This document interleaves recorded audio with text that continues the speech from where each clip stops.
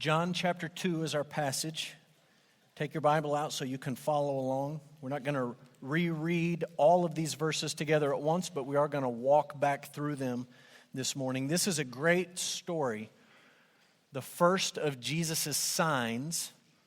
And I want to put a few details in place before we jump in and work our way through the passage. Let's start with Cana, the city of Cana. It was a small village about 9 miles north of Nazareth in Galilee. And so I'm just going to show you a couple of maps just to sort of orient you to what we're talking about here. This first map shows you, you could say, Palestine in Jesus' day. And you can see the regions that this area had been broken up into. Judea down in the south, then Samaria is going to come into play in a couple of weeks, and up north is Galilee. Judea was where all the action was. You can see down there, right above that red circle that says Judea, there's Bethlehem, and there is Jerusalem. Jerusalem was the capital. It was the center of activity. It was where the intelligentsia lived. It was where the power brokers lived. Galilee was what we would call today flyover country, okay? Not that important. In fact, when people thought about Galilee, they sort of had the mindset, that's where the hillbillies live. That's where the rednecks live. That's where the people whose vote doesn't count live. They're one of us, but they're not exactly like us. They're different than us, and they're just up there. They're sort of like that uncle you're a little bit embarrassed of, right? He lives up in Galilee, and he comes down every now and then, and he seems uncivilized. He doesn't seem like he knows what's going on. That was Galilee. Cana is up in Galilee, and I'll show you another map that zooms in on the redneck district here. You see Nazareth down in the south. That's where Jesus grew up. Cana is just a few miles north. So when Jesus performs this sign in Cana, he's in his home area, right? He's around people who knew him and his family. These are not big cities. These are small villages. Several hundred people living in each of these small villages. Capernaum, I circled, over by the Sea of Galilee, was a little bit bigger. It was sort of a commercial center. That becomes Jesus' home base of ministry a little bit later. But this just sort of gives you an idea where Cana was. It was not a well-respected city. It was not a city that people thought highly of. And that's where Jesus chooses to perform this first sign. I also want you to notice the fact that Mary is not named in this passage, nor is she named, Jesus' mother Mary, at any point in the Gospel of John. She's part of the story. We read about Jesus' mother, but she's not referred to as Mary. Mary, in this Gospel, almost always refers to Mary Magdalene. And scholars debate, why didn't John just name Mary? Why did he use more ink to spell out Jesus' mother when he could have just put Mary and everyone would have known who he was talking about? Some speculate maybe there was a relational issue there and he was mad at Mary. I think that makes absolutely no sense. John was the one who took care of Mary after Jesus died on the cross. He took her in and cared for her. So he loved her, he cared about her, he knew her. Some say, well, maybe he wrote so much later than everyone else, he realized that Mary was beginning to get a reputation that was bigger than she deserved. And so he doesn't mention her here by name. He just calls her Jesus' mother. Some say, no, it's none of those things. It's just a clarity issue. We've talked about in this gospel, when we read the name John, it's always John the Baptist. It always refers to one particular John. And in this gospel, almost every time you read Mary, it refers to one particular Mary. So whatever reason you want to pick, I just want you to notice, Mary is not named, even though she's part of the story. Third, John uses the word signs to describe Jesus' miracles. There's lots of different words in the New Testament for miracles, signs and wonders and all sorts of different things used. John likes signs. And it goes back to the passage that we looked at the very first week in our study through the Gospel of John. We talked about John chapter 20, verse 30 and 31. Jesus did many other signs in the presence of the disciples, which are not written in this book. But these signs are written that you may believe that Jesus is the Christ, the Son of God, and that by believing you may have life in his name.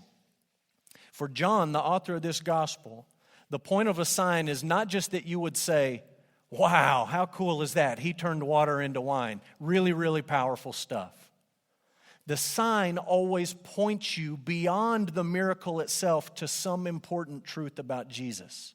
Every time he performs a sign, don't get caught up too much in the sign itself, but start to think, what is this sign teaching me about Jesus? Right? It's literally like a sign post pointing you, saying, hey, Jesus did this, but this is why he did it, and this is what you need to know about Jesus. And so John always calls these miracles signs, and he writes them down so that we would believe. The big idea relates to this first sign. The big idea is this: Jesus is the true bridegroom who ushers in the new covenant. Jesus is the true bridegroom who ushers in the new covenant. Look, I know that's churchy language. I know for a lot of us that doesn't just make a whole lot of sense. But that's the point of the sign. And if it doesn't make a whole lot of sense to us, we may need to think harder and more critically about the Bible and the story rather than just try to water it down to something that really isn't the point. And the point here is obviously this: Jesus is the true bridegroom, and he comes to usher in the new covenant. In the Bible, you see this idea. Jesus is referred to multiple times as the bridegroom. That's an old English word for groom. And there's a linguistic reason why they attached bride and groom. I think it's confusing. You think it's confusing. It just means groom, okay? Jesus is the groom. He has come for his bride. The bride is his church, his people. The groom has come. He's come to gather his church together, and there's going to be a new relationship, a new covenant. And Jesus is the one who ushers all of that in. This very first sign is like big neon letters, and it's saying to you, the groom has come, the bride needs to get ready, and there's going to be a new relationship between God and his people. All of that is spelled out in a story about a wedding, and the wedding takes place in Cana in Galilee. It's a wedding where something went very, very wrong. How many of you have been to a wedding where something went wrong? Maybe I should say, how many of you have been to a wedding where nothing went wrong? That would probably be fewer of us. Let me tell you a couple of wedding stories.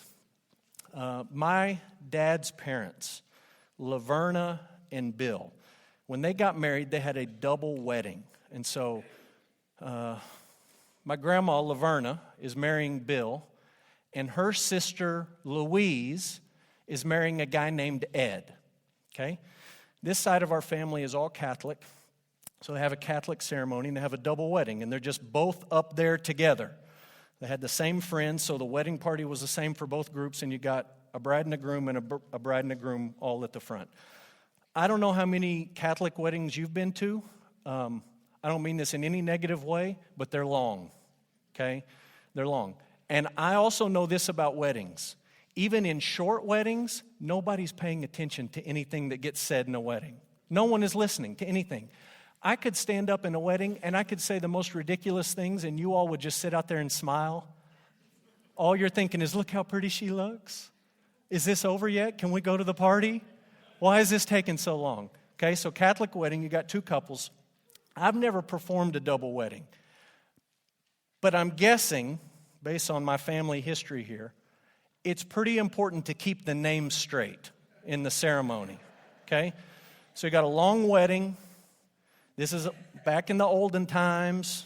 I'm not saying my grandma's old, but she's old. It's back in the olden times. I don't know what the microphone situation was. Nobody's paying attention. The priest is up there talking. He said a lot of stuff. Everyone's tuned out, and he gets to the part of the service where he's going to do vows.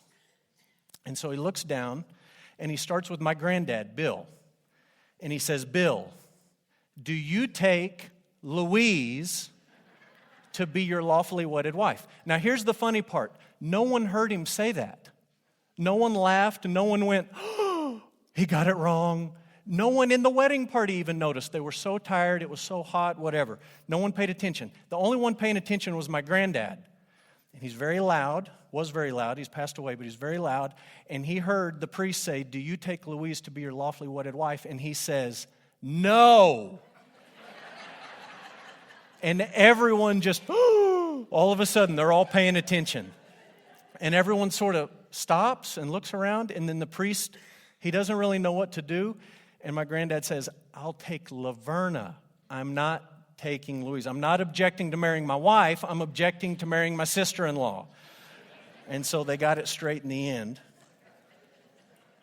I had a friend, one of my best friends from high school, on his wedding day, without giving too many details, on his wedding day, about 2 hours before the wedding, the minister that was to do the service found out that the bride was not the faith he, the minister, thought she was, and refused to do the service. And so they were 2 hours from a wedding scrambling for a minister. That's something going wrong at a wedding, okay?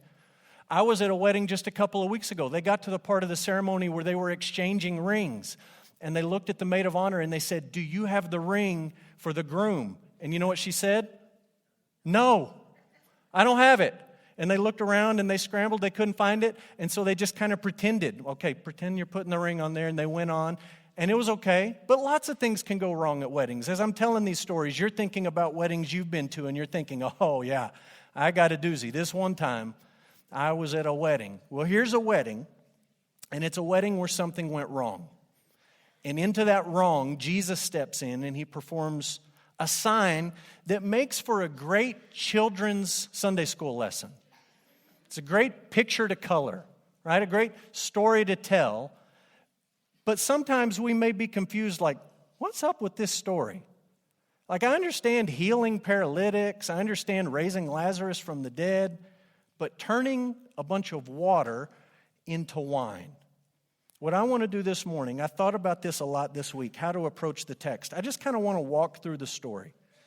And I think if we can explain a few details along the way and make sense of some of the pieces of this story, by the time we get to the end, the big idea is really, really clear. And so we'll start with this.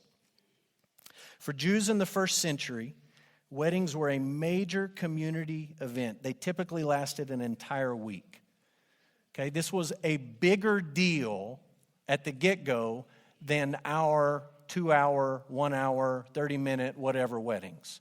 This was a big, big event. Look at John chapter 2, verse 1 and 2. It says, on the third day, there was a wedding at Cana in Galilee. And I just want you to note that later in the story, John is going to tell us again in verse 11 that it happened at Cana in Galilee. He tells us twice. He really wants us to understand. You understand? The first sign happened at Cana in Galilee. So just file that away. There was a wedding at Cana in Galilee. The mother of Jesus was there. Jesus also was invited to the wedding with his disciples. So Mary is there. She's not named Mary in the story. It's just Jesus' mom was there. And Jesus was invited, and Jesus' disciples were with him. And so some scholars look at this and they say, well, Mary was probably helping. She's probably helping with the food. She's probably helping to carry out the events of the week. Some scholars look at this and say, no, I think Nathanael was the connecting point. If you back up and you read about Nathanael, he was from Cana, very small community. Maybe he was the reason they all got invited. We don't really know. What we know is Mary was there, Jesus was invited, and his disciples were there. Who were the disciples at this point? Well, if you back up and read, you know it's Andrew, Andrew's brother Simon Peter, Philip, Nathanael, and at least one unnamed disciple. And last week I told you that I think that's John, the author of this gospel. So you got Jesus' mom and Jesus, not all of his disciples, not the 12 apostles, but the guys he's called so far, and they're there at this wedding. Now look at verse 3. When the wine ran out, the mother of Jesus said to him, they have no wine. Running out of wine was a major embarrassment for people who valued hospitality and feared shame. In an Eastern culture, one of the highest, in fact, in some places, the highest value is showing hospitality. Whether it's planned or unplanned, you are expected to show hospitality to guests. In some places, in some cultures, it was even enshrined in law that you had to do it. I read a number of scholars this week, and they said at this time in Jewish history, there would have been provisions in the law. I'm not talking the Old Testament, I'm just talking about Jewish law in the day. There would have been provision in the law that would have allowed the bride's family to sue the groom in a situation like this. And we hear that and we're like, oh, come on. It's an innocent mistake. They miscalculated. Somebody drank too much. There's lots of explanations here.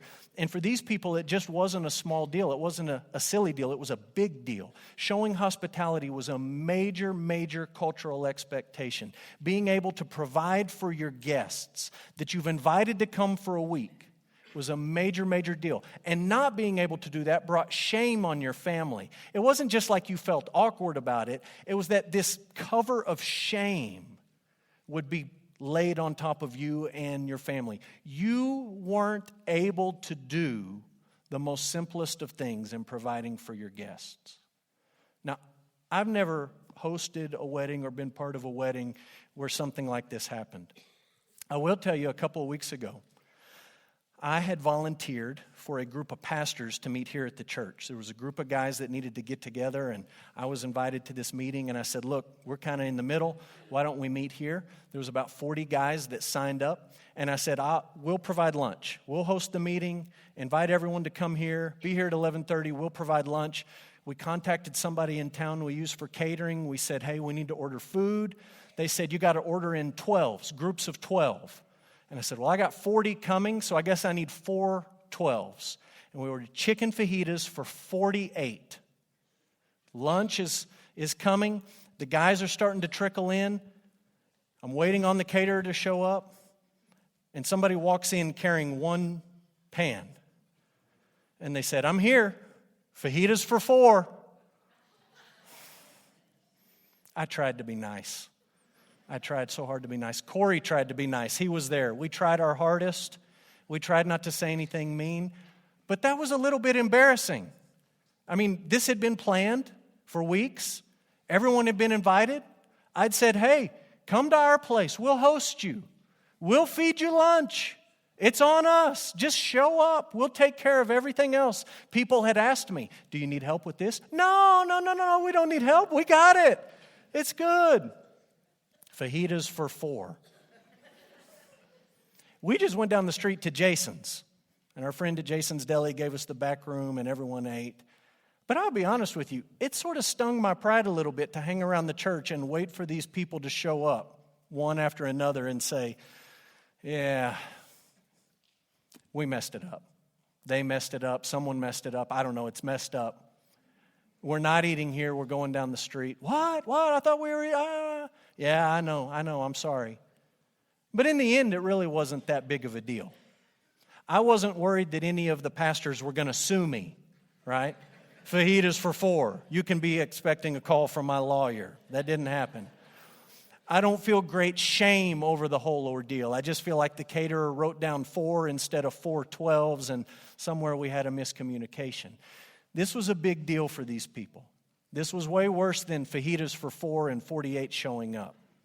This is a culture that values hospitality, and they're terrified of bringing shame on their family, and they're not able to provide for their guests. They run out of wine. Look at verse 4 and 5. Mary comes and she says they have no wine. Verse 4, Jesus said to her, woman, what does this have to do with me? My hour has not yet come. His mother said to the servants, do whatever he tells you. I understand how that sounds to your ears and my ears when Jesus says, woman, there's not a man in the room who would be dumb enough to talk to his wife or his mother that way in this situation. Dearest mother, what? I mean, we know how the game works. No one's going to pipe up and say this. We read this and we think, oh, Jesus, did you not know the 5th commandment? Honor your father and your mother. But I want you to understand that Jesus is not being disrespectful here. Jesus' response to Mary was not disrespectful. It was not disrespectful. But Jesus was redefining his relationship with Mary. And I want to try to explain that. Number one, it's not disrespectful. Every linguist you read will go back and say there's plenty of examples in ancient Jewish literature of people talking to women like this. In that culture, I know how it translates. In that culture, in that time, it wasn't disrespectful. In fact, later in this gospel, John chapter 19, Jesus is dying on the cross. His mother is at the foot of the cross, and he's going to call her woman. And he does it in the context of providing for her after he's dead. That's not disrespectful. That's very respectful. In John chapter 4, Jesus is going to be talking with a woman from Samaria at a well. Guess what he calls her? Woman. He's not being mean or hateful to her. That was just how they talked to each other. It wasn't disrespectful in any way, shape, or form. At the same time, I want to acknowledge it wasn't a term of endearment. And when Jesus referred to her as woman, there was a bit of a distancing going on. Look, John, as he tells the story, he calls Mary Jesus' mother 3 times. Mother. He could have said, mother. What does this have to do with me? Instead, he says, woman. What does this have to do with me? And there's a little bit of distancing going on. There's a little bit of redefining the relationship. Jesus is performing this very first sign that sort of launches his ministry. And he's making sure that Mary knows, woman, I'm on a mission from my heavenly Father. You are not in control of that mission. Simon Peter, when you try to tell me that I'm not going to the cross, you are not in control of my mission. You may be the leader of the 12. You are not in control of my mission. Get behind me, Satan. There's a distancing going on here, and Jesus is redefining the relationship. He has been sent by the Father to seek and to save the lost. And he's just right here at the outset of his ministry, right when he's really going public, he's saying to his mother, you're not in control. I'm going to be respectful. I'm going to care for you. I'm going to provide for you. But you don't get to set the terms of how I carry out my ministry. You are not the one calling the shots. And he's saying that to Mary, and he's saying that for everyone who's listening. Mary is going to have to approach Jesus just like everyone else in this gospel. A sinner who needs to be forgiven. Not as the boss in control, not as the one behind the scenes pulling the strings and calling the shots, but as somebody confessing her sin and trusting in Jesus for salvation. Look at verse 4. Jesus says, what does this have to do with me? Literally what he says is, what to me to you? That's the literal translation. What to me to you? It's a Hebrew idiom. Every language has idioms.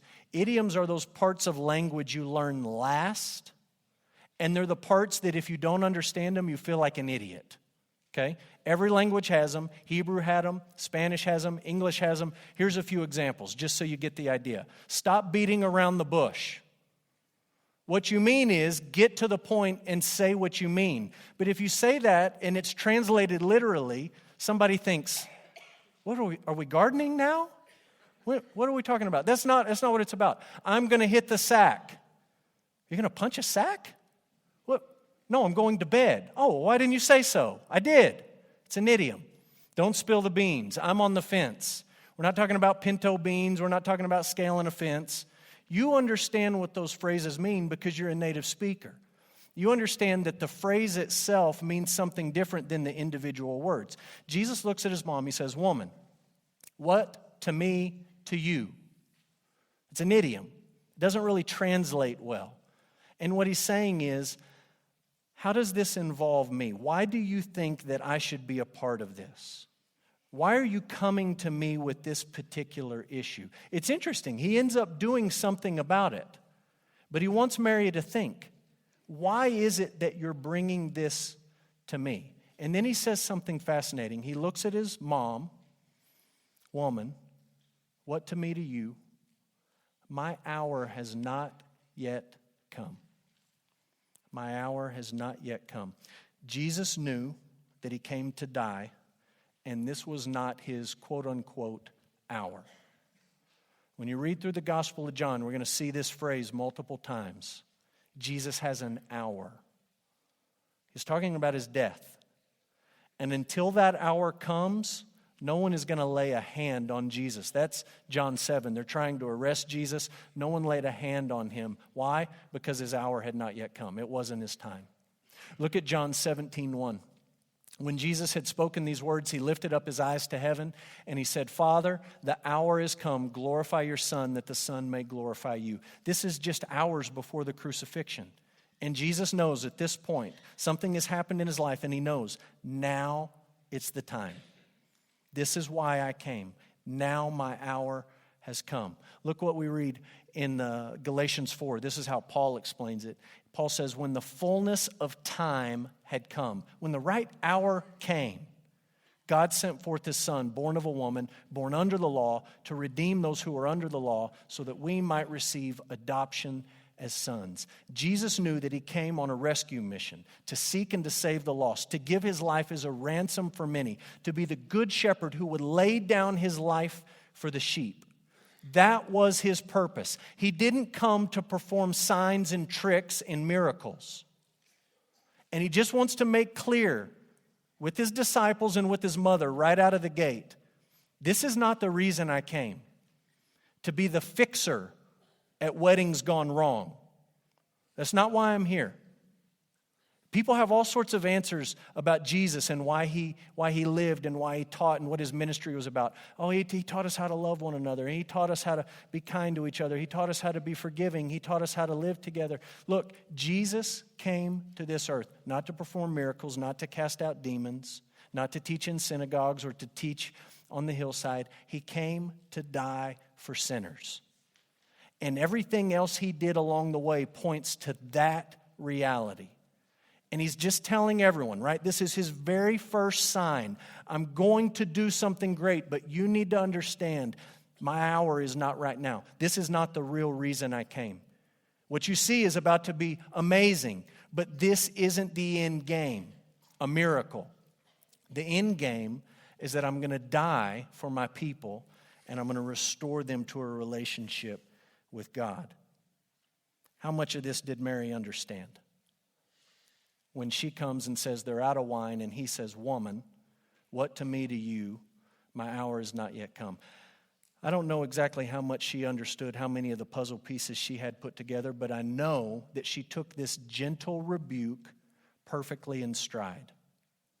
I know that in verse 3, she comes to Jesus as a mother, and I know that in verse 5, she comes to Jesus as a believer. Look what she says in verse 5. Do whatever he tells you. Can I just suggest that you memorize that verse? And anytime you need to give someone advice, you just quote that verse. Right? Just dispense with all your wisdom from your parents and your grandparents and all the little glitchy sayings that we like to throw around. And just tell people, just do what Jesus tells you to do. Whatever Jesus tells you to do, that's what you need to do. She gives the best advice that anyone has ever given to any person. You cannot top this. What should I do in this situation? Just do what Jesus tells you to do. I don't mean in a mystical sense, like you just try to pray about it and Jesus is going to beam some message down. I mean, open up the Bible, read what Jesus says, and do what he tells you to do. No one has ever given better advice than Mary gave to the disciples and the servants in John 2:5. Do whatever he tells you to do. Look at verse 6. There were 6 stone water jars there for the Jewish rites of purification, each holding 20 or 30 gallons. Jesus said to the servants, fill the jars with water, and they filled them up to the brim. And he said to them, draw some out, take it to the master of the feast. So they took it. When the master of the feast tasted the water now become wine, he did not know where it came from, though the servants who had drawn the water knew. And he called to the bridegroom, and we'll get to verse 10 here in just a minute.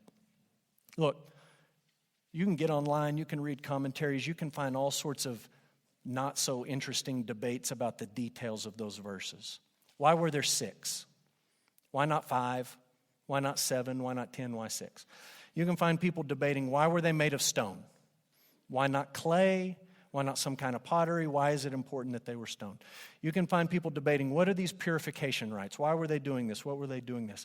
In all the debates about the details, I don't want you to miss the big point of this little section of verses. These stone water jars held water for purification rites. They were there to prepare the guest for the real celebration.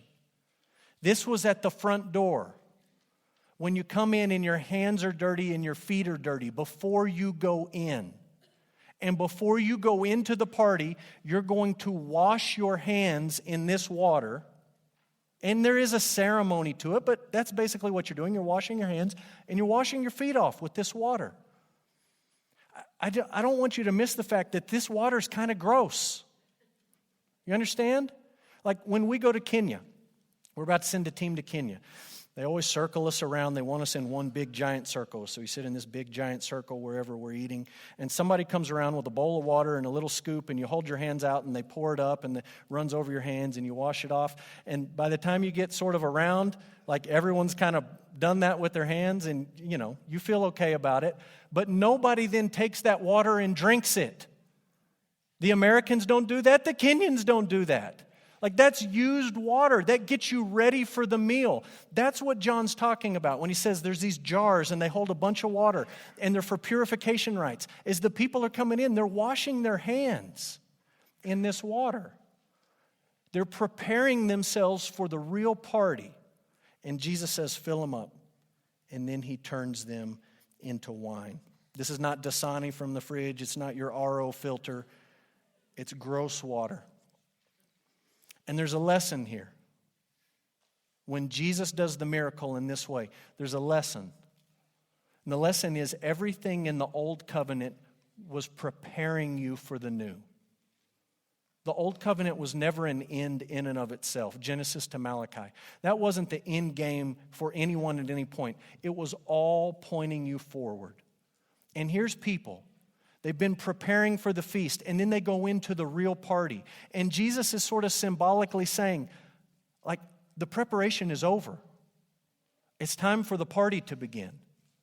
We don't need this stuff anymore. This was just to get you ready. I just want you to think about some of the lessons you can draw here. Every detail showing you, Jesus is the one that all of the old was pointing to. You can just jot some of these down. They're not on your notes. You can look up Jeremiah 31. Jeremiah 31 is about the new covenant. And tucked away in Jeremiah 31 is a promise that in the new covenant age, wine will flow. Jesus, ushering in the new covenant, his very first sign, makes from nasty water about 150 gallons of top quality wine. The details are not just coincidental. He's showing everyone there, this is the new. The old has gone, and this is the new. All these ceremonies in the old covenant, as they would wash their hands and do these pourings and different things, all intended to remind them that they were sinful, dirty people, right? Pointing them forward, showing them, you need a Savior. And Jesus is saying, okay, we're done with that. We don't need to do those washings anymore. You don't need the reminder because they were all pointing you forward to me, and I'm here. This is the fulfillment. Jot down Psalm 104, verse 15. It makes a connection between wine and joy. And you can debate that all you want. What does that mean back then? What does it mean for us today? But it connects those two ideas. Wine and joy, they go together. And Jesus is ministering to these people. They have no joy. They have no true lasting joy, and he's giving it to them in abundance. He brings joy. These jars of water get the guests ready for the party, and Jesus is saying to them, I'm the bridegroom. I'm here. The real party's about to get started. Look, the bridegroom was the one responsible to have all the wine there in the first place. He can't do his job. And Jesus steps in and he says, I can do it. Do you see the picture of what that is for you and me? God says, here's my law, and we fall short. We can't do it. And Jesus steps into our place and he says, I can do it. I can obey where you failed. I can do what you were not able to do, and I can die for your sins. Every detail pointing you forward that Jesus is the bridegroom, come to bring in this new covenant. And look, this miracle is sort of like his coming out party. It's kind of like the moment where he really says to everyone for the very first time, I'm the one. All of the old was pointing to me. Where does he do it? Bethlehem? No. Somewhere in Judea? Jerusalem? Bethany? No. He does it in flyover country, in a small village, in Cana. John tells you twice. I want you to understand this happened in Cana in Galilee. Of all the places you could do it, this one gets the least amount of attention. No one even paid attention to the fact that he did it. The only people who knew about the miracle were servants, and they were servants who lived in Cana of Galilee. In Jesus' day, it didn't get much lower than being a servant in Cana. You lived in a small, dumpy town, and you were the bottom of the totem pole. And who were the ones who knew what Jesus had done? It was the servants. John tells us, the master did not know where it came from, but the servants who had drawn the water knew. He reveals his glory in a backwater, redneck, hillbilly town to a bunch of servants. And in the end, he doesn't even get credit for the wine. Do you see the irony in that? We tell the story, we say, Jesus, you did such a great thing. When it happened, no one knew he did it.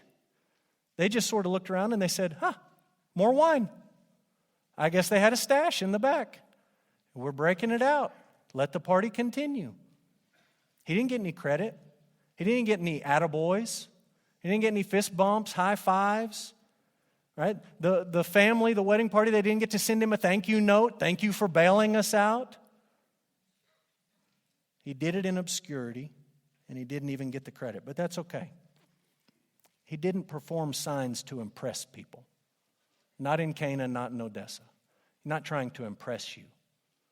He didn't perform the sign because his mom told him to do it. He made that very clear to her.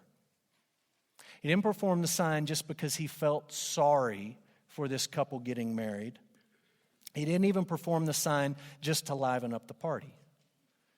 He performed the sign to reveal his glory so that we might believe. Jesus revealed his glory, and his disciples believed in him. John 2:11. This first sign that he did at Cana in Galilee, he manifested his glory, and his disciples believed in him. Don't get lost in the weeds in this story. Don't get lost in the debates about fermentation level. What did he make here? Was it Welch's, or was it hard liquor, or was it somewhere in between? Don't get lost in that. That's not the point. Don't get lost in the part about why did they save the good wine to the end? Was it because everyone was drunk, or was it because half the people had gone home later in the week? Don't get lost in that. That's not the point. That's not the point. It's not the point that he's trying to impress anyone. It's not the point that he has pity on someone. It's not the point that he's doing what his mother wants him to do. It's not the point that he's out for his own attention. He's revealing his glory. He's showing his disciples who he is, and their response is what our response ought to be. It's believing in him. Believing. You're the bridegroom. We're the bride. You have come to gather us. You have come to die for us. You have come to purchase us with your blood. This sign is not just about wine at a wedding. This sign is about who you are and why you've come.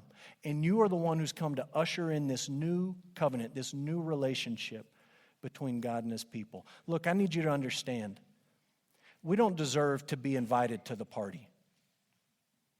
Right? There's going to be a party in the end, and it's going to be unlike any party. It's going to be a wedding party. The book of Revelation describes it. It is going to be the greatest party that has ever happened in the history of the world.